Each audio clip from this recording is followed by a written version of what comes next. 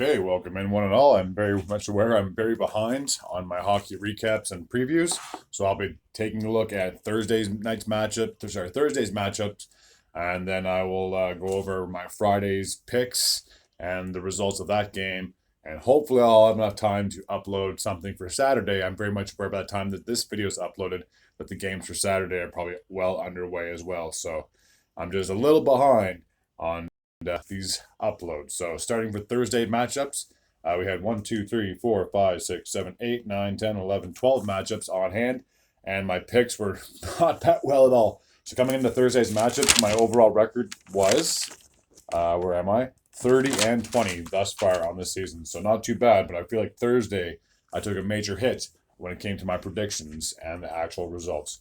So I did predict that Calgary would get the victory against the Sabres, I do believe. And they did, sure enough. 4-3 was the final score. In the first, Jonathan Huberdeau would kick things off less than a minute into the game, assisted by Lindholm and Anderson. Eric Johnson would get his first goal as a Buffalo Sabre to tie things up just about 6 minutes after that, or 5 minutes after that, I should say. An even strength goal from Dahlin and Okposo. Walker Dueller would then give the Calgary Flames a 2-1 lead, an even strength goal from Greer and Shranagovich, if I'm pronouncing that name correctly. And then 4 minutes later, Tage Thompson would get a power play marker to tie things up at 2 apiece, assisted by Cousins and Dahlin. So it was 2-2 heading into the third and final frame. Oh, sorry, it was 2-2 after one. There was no goals in the second period, so it was 2-2 heading into the third period.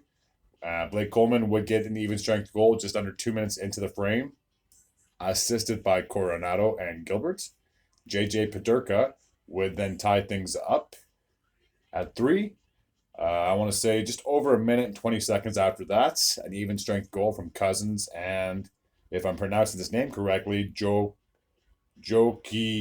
Haruju. And the J honestly might be silent, but I'm pretty sure he's a defenseman.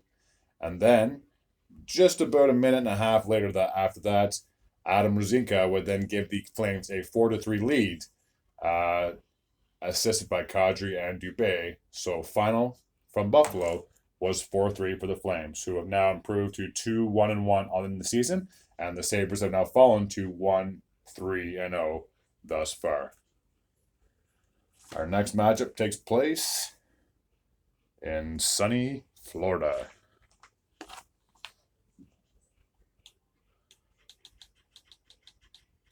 where we would have the Florida Panthers taking on a team they're very much familiar with in the Toronto Maple Leafs. Obviously, these two teams met in the postseason last year. The Panthers got the best of the Leafs last year, winning out in 5 games.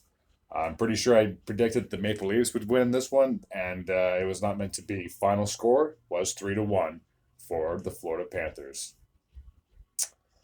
Kevin Stenlund will get his first goal as a Panther. Just about 3 minutes left in the first period. No assists on the goal.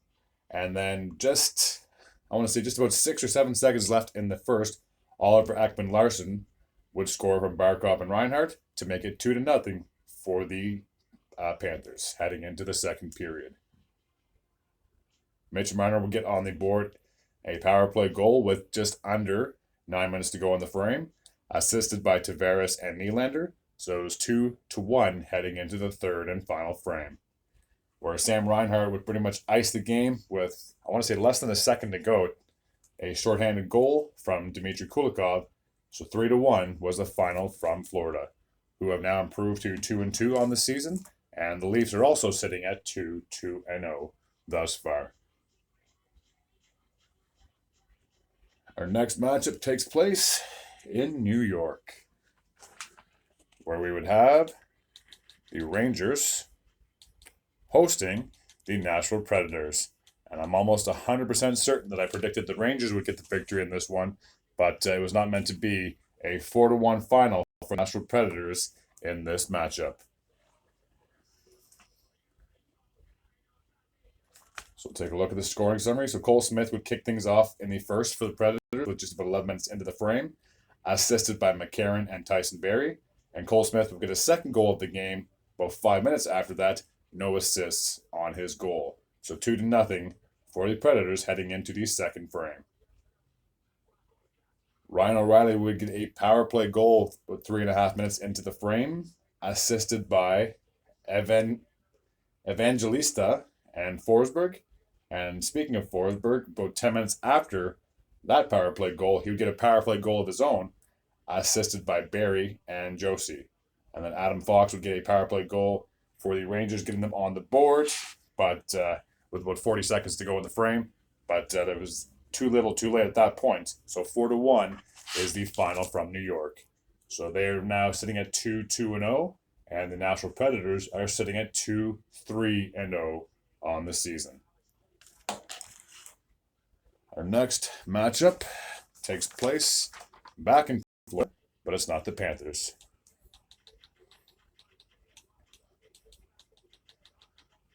As we have the other Florida team, the Tampa Bay Lightning, who played host to the Vancouver Canucks. I did predict that Vancouver would get the victory, but it was not meant to be. Final from Tampa, 4-3 in favor of the Lightning. So Nick Paul would get a power play goal in the first, assisted by Stamkos, just about under 9 minutes to go in the frame. No goals were scored in the rest of the frame, so 1-0 heading into the second period. Brock Besser would score with about 15 seconds into the second frame, assisted by JT Miller to tie things up at 1. Tyler Myers would then score less than a minute after that, assisted by Elias Pettersson, to give the Canucks a 2-1 lead. Just under 5 minutes to go in the frame, Michael Isimot would tie things up for the Lightning, assisted by Sheary and Perbix. And then, just about a minute after that, Kucherov would get the goal from Hagel and Radish to give the Lightning a 3-2 lead heading into the third and final frame. Where Kucherov would get his second goal of the game just about 5 minutes into the third, a power play goal from Nick Paul and Braden Point. JT Miller would make things interesting, just under 2 minutes to go in the frame, making a 4-3 game, assisted by Hronek and Elias Pettersson, but they were not able to get a tying goal. So final, like I said, from the Tampa was 4-3 in favor of the Lightning, who are now sitting at 2-1 on the season, and the Canucks are sitting at 2-0. Our next matchup takes place in Pennsylvania, where we would have the Philadelphia Flyers, and they would host the Edmonton Oilers. Now, I'm pretty sure when I made my prediction, I was in favor of the Oilers, but I did say that if Philly was able to keep the Oilers off of the power play or prevent any power play goals, that they would have a chance in this game, and they sure did that. 4-1 for the Flyers was the final score. So Joel Farabee would kick things off just under 5 minutes to go in the frame, assisted by Brink and Sanheim. So it was 1-0 for the Flyers heading into the second period, where Cam Atkinson would increase the lead to 2-0 just under 4 minutes into the frame, assisted by Owen Tippett. Zach Hyman would get an even strength goal with just under 5 minutes to go to cut the lead in half, assisted by Ceci and McDavid. And Sean Walker would get a shorthanded goal with about a minute and a half to go in the frame to increase the lead to 3-1, assisted by Sean Couturier. So it was 3-1 for the Flyers heading into the third and final frame. Cam Atkinson would increase the lead to 4-1 with just about 4 minutes into the third period, assisted by Tippett and Sean Couturier. So 4-1 is the final from Philadelphia, who have now improved to 3-1-0 on the season, while the Edmonton Oilers have fallen to 1-3-0.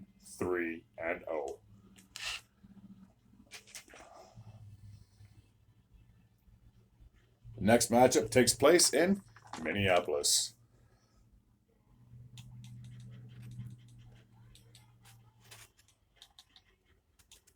where we would have the Los Angeles Kings, who would head into Minnesota to take on the Wild. I did predict that Los Angeles would get the victory, and boy, oh boy, they got a huge win. 7-3 was the final from Minnesota. Carl Grundstrom would kick things off in the first, just under 3 minutes into the frame, assisted by Drew Doughty to give the Kings a 1-0 lead. About 5 minutes, just about 4 minutes later, or just over 5 minutes later, I should say, sorry. Connor Dewar would tie things up for the Wild. An even strength goal from Merrill and Mermis.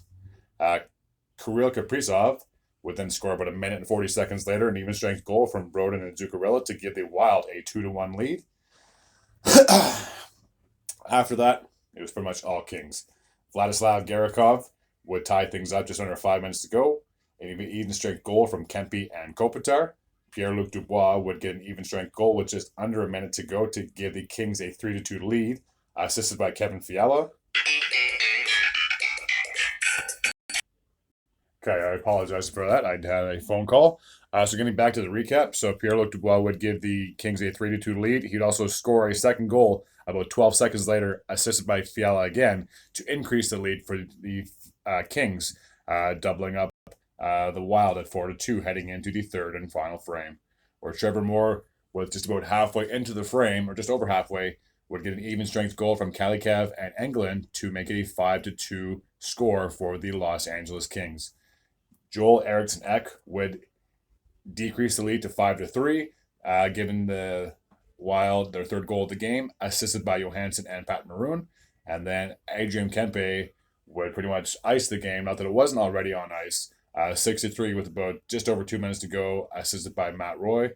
And then Blake Lizotte would get a short-handed goal with about just over a minute and 8 seconds left, assisted by Anderson. So 7-3 was the final from Los Angeles, who are now sitting at 2-1-1 on the season, while the Minnesota Wild have dropped to 2-2-0. The next matchup takes place in the state of Missouri. We'd have the St. Louis Blues, who would play host to a central foe in the Arizona Coyotes. I did predict that Arizona would get the victory, and they sure did. A massive 6-2 win over the St. Louis Blues. So I'll take a look at the scoring summary.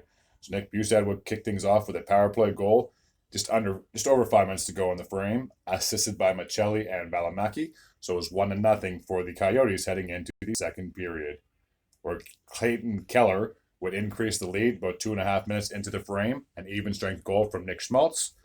Jacob Brana would cut the lead in half with just about 7 minutes into the frame, assisted by Scandella and Kevin Hayes. Michael Carcone would increase the lead about 42 seconds later for the Arizona Coyotes, assisted by Sean Dursey. Nick Schmaltz would then increase the lead with just over 6 minutes to go in the frame, assisted by Clayton Keller to give the Coyotes a 4-1 lead heading into the third period. I do apologize. Just over 2 minutes into the frame, Jason Zucker would then increase the lead yet again to 5-1 on a power play goal from Machelli and Valimaki. Sammy Blaze would then give the Blues would decrease the lead to 5-2, an even strength goal from Jacob Brana. And then Sean Dursey on the power play with just over 3 minutes to go in the frame, assisted by Logan Cooley. So 6-2 was the final from St. Louis, where Arizona has evened up their record at 2-2-0, while the Blues are now sitting at 1 win, 1 loss, and 1 overtime/shootout loss on the season thus far. The next matchup takes place in the province of Manitoba, where we would have two teams that are very familiar with each other in the Winnipeg Jets and the defending Stanley Cup champions, the Vegas Golden Knights. I did predict that Vegas would get the win, and they did. 5-3 was the final from Winnipeg. So take a look at the scoring summary. So in the first, Alex Iafallo, one of the new acquisitions for the Winnipeg Jets, would kick things off, 1.5 minutes, assisted by Josh Morrissey and Nito Niederreiter, an even strength goal. Jonathan Marchessault, that pesky Jonathan Marchessault always seems to get to those scoring areas, get those chances to tie things up on the power play from Stephen and Theodore. So it's 1-1 heading into the second period. Brett Howden would then increase the lead to 2-1, just under a minute into the frame, assisted by Mark Stone. Alex Martinez would then increase the lead to 3-1 with just under 5 minutes to go in the frame. An even strength goal from Carlson and Cotter. Cole Perfetti would cut the lead to 3-2. An even strength goal about 33 seconds later, assisted by Nemestikov and Ehlers, even strength goal at that. So it was 3-2 for the Golden Knights heading into the third period, where Alex Iafallo would tie things up on a power play just about 11 and a half minutes into the third, assisted by Mark Scheifele and Nick Ehlers. And I just want to say, just over 4 minutes, just under 4 minutes later, Eichel would get a power play goal of his own, which would end up being the game-winning goal. I do apologize, assisted by Stone and Shea Theodore. And then with just about a minute and 3 seconds to go, Nicholas Roy would then pretty much put the game on ice, like I always like to say, 5-3, assisted by Shea Theodore. So a pretty big game for a lot of guys with the Golden Knights, who are still perfect on the season. They are sitting at 5-0-0, and the Winnipeg Jets have dropped to 1-3-0 on the season so far. Our next matchup takes place in California, where we'd have one Pacific team and one Central team doing battle. The Dallas Stars went into Anaheim to take on the Ducks, who I did predict the Ducks would get the win. Unfortunately, it was not meant to be. 3-2 was the final for the Dallas Stars. Troy Terry would kick things off in the first, just under 5 minutes to go. Just 5 minutes into the game, assisted by Zegras and, Mintyukov, if that's how you pronounce his name. So it was 1-0 for the Ducks heading into the second frame, where the only two goals that happened in the second were both from the Stars. Rupi Hintz would get a power play goal about halfway into the frame, assisted by Pavelski and Heiskanen. And speaking of Pavelski, he would get a late power play goal with just under 2 minutes to go, assisted by Heiskanen and Jason Robertson. So it was 2-1 heading into the third period. Leo Carlsson would tie things up just over a minute into the frame, assisted by Troy Terry. And then Mikko Heiskanen would increase the lead to 3-2 with just about 7 minutes into the third frame, assisted by Steele and Sagan. So 3-2 was the final from Anaheim. So the Stars are now sitting at 2-0-1 on the season, while the Ducks are sitting at 1-2-0 thus far. 3 more games to cover on Thursday's matchups. We're going to head on over to Seattle, where we have the struggling Kraken, who are taking on the Carolina Hurricanes. I did predict that Carolina would get the victory only because they've been so dominant to start the season and because the Kraken at this point in the season were still winless, but they finally got their first win of the 2023 campaign. 7-4 was the final score. It just took them 5 games to finally figure things out. Sandy Gord would score about 7 minutes into the frame, an even strength goal from Burakovsky and Tolvanen. Jesper Fast would tie things up about 20 seconds later from Slavin and Jordan Staal. Jaden Schwartz would give the Kraken a 2-1 lead on the power play with just over 12 minutes to go, or just about 12 minutes into the game, assisted by Yamamoto and Vince Dunn. And then Pierre-Edouard Bellemare would get a short-handed goal with just under a minute to go from Vince Dunn. So it was 3-1 for the Kraken heading into the second period. There was just a lone goal in the second. It was on a power play that Vince Dunn would score from Burakovsky and Bjorkstrand.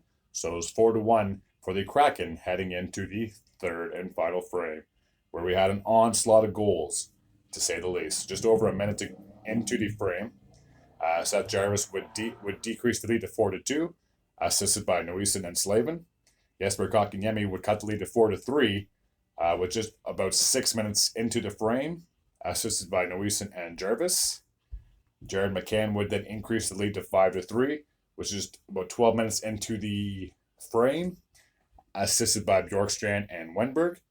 Ty Cartle would increase the lead to 6-3, with just under 8 minutes to go in the third, assisted by Minier and Borgen.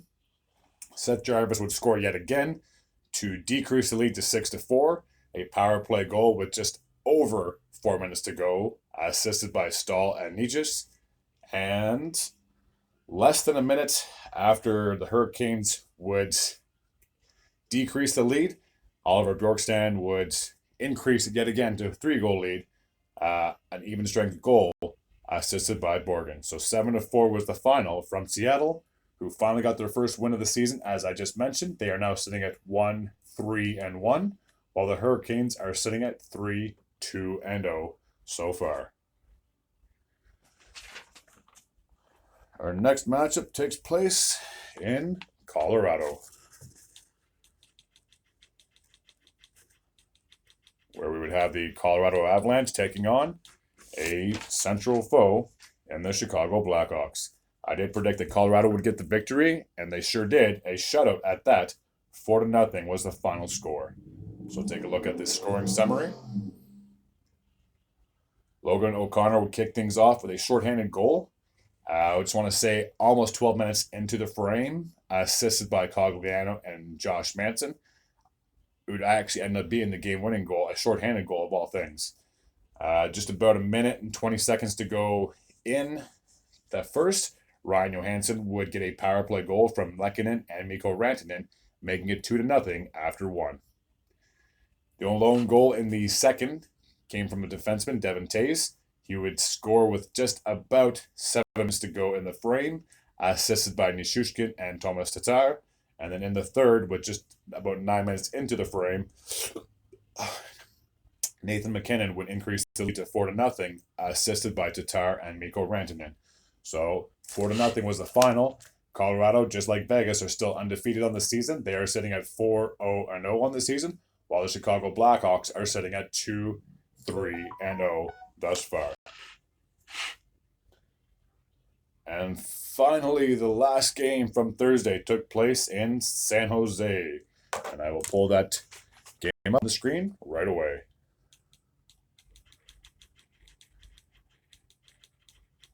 Where we would have the Sharks taking on the other undefeated team, this time from the East, and the Boston Bruins.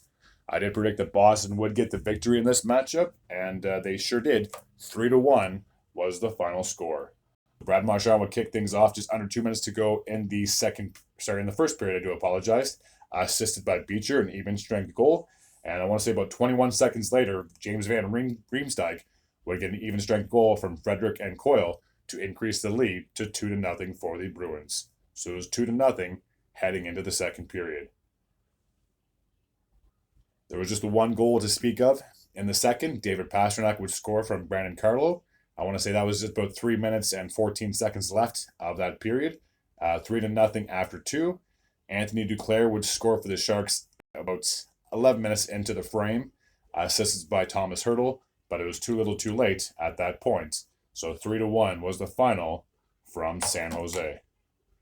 So take a look here before I go over the schedule for Friday. I just wanted to review my picks. So I did pick that Calgary would win, and they did. So that's one. I predicted Toronto would win, and they lost. I predicted that New York would win, and they lost. I predicted Vancouver they would win, and they lost. I predicted Edmonton would win, and they lost. I predicted LA would win. They sure did. Arizona, I picked them. Vegas, I picked them. Anaheim lost. Carolina lost.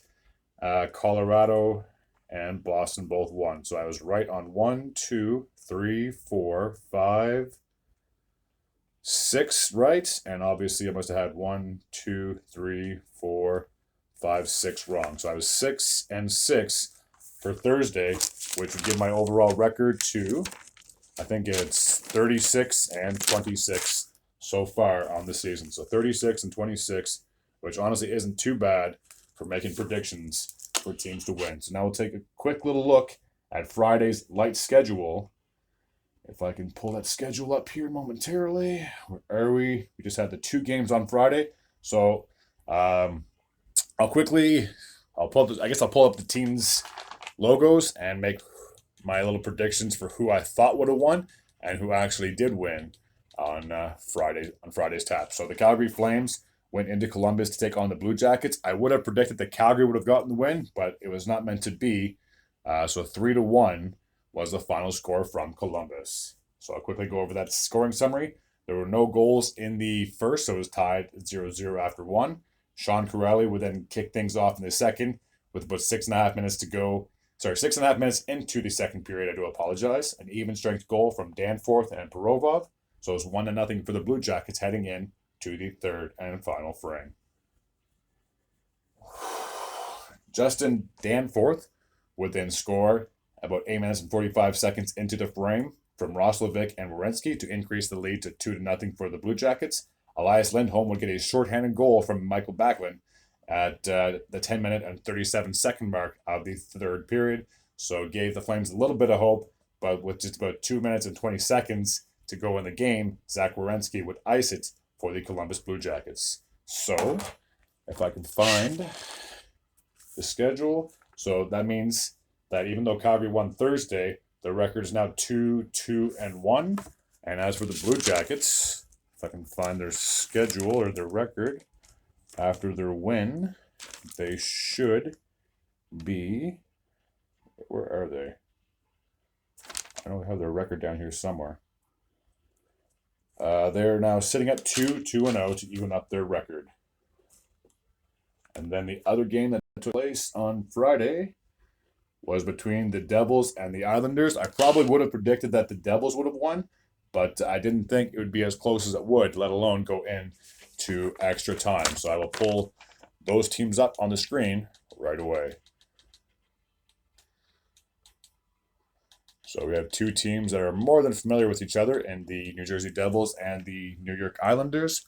So as I said, I would have predicted the Devils would win, and they did. It took until overtime to decide a winner. 5-4 was the final from Long Island. So Brock Nelson will kick things off 12 minutes, 35 seconds into the first, an even strength goal from Engvall and Palmieri. Dougie Hamilton would score a power play goal with a minute left to go in the frame to tie things up at 1, assisted by Meyer and Schmid. So it was 1-1 heading into the second period.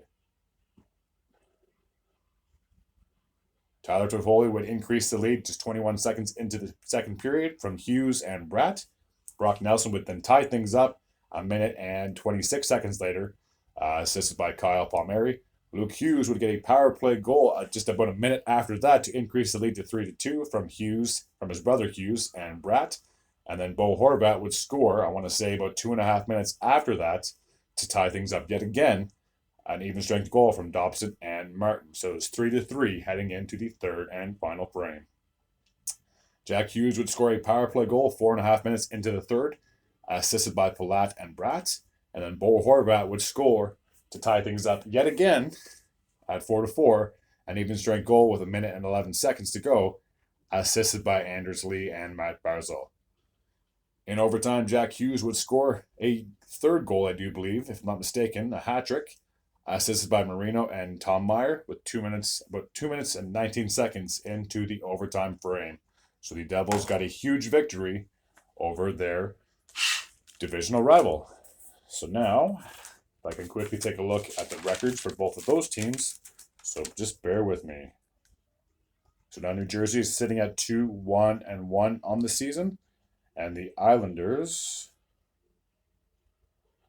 are sitting at 2-0-1, if I'm not mistaken, on the season. So still 5 out of 6 points to start this young campaign.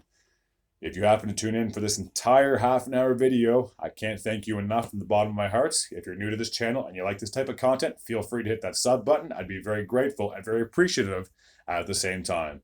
And as always, take care.